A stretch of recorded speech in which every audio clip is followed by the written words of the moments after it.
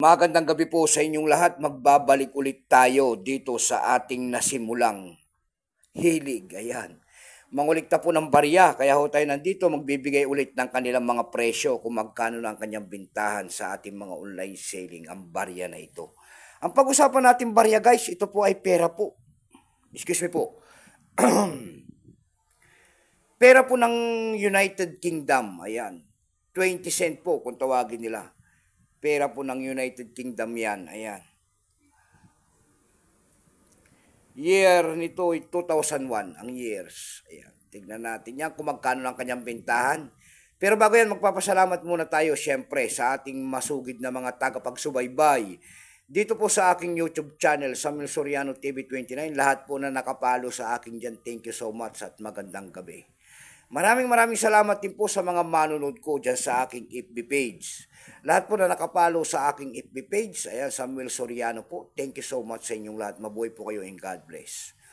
Yun naman po sana hindi nakapag-subscribe dyan dito sa aking YouTube channel. Anyayaan ko lang sana kahit malaking tulong na po, ubagay ang inyong magagawa. Tulad ng pagpindot ng ating subscribe button, like and share, para hindi kayo mahuli sa mga ilalabas ko pang mga video. Ayan. Nagsimula ang years nito guys mula year 1998 hanggang 2008. Value po nito kung tawagin nila ay 20 pence. Currency naman ay pound sterling 1971 up to date po. Kung ano materialis ang ginamit sa barya na yan, yan po ay copper nickel.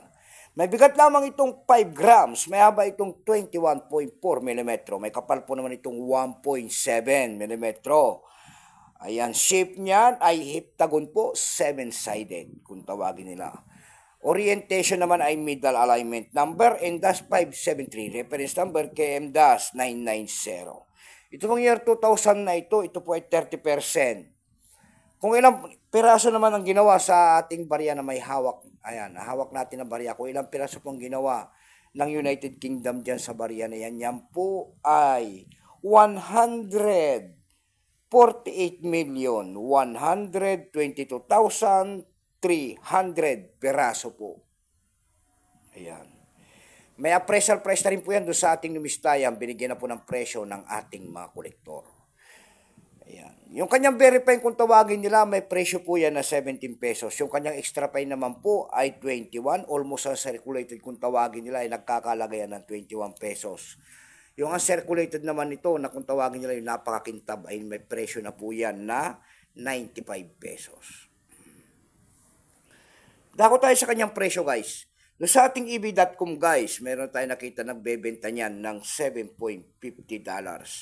Nasundan po ito ng $3.99. Yung pinakamababa po na bintahan guys ay $2.21 na.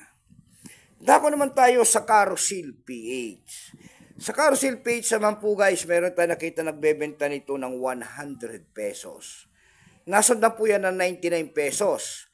Meron naman tayo nakita doon guys na 5 pirasong ganito year 2001. Binibenta niya doon na 5 piraso 100 pesos lamang.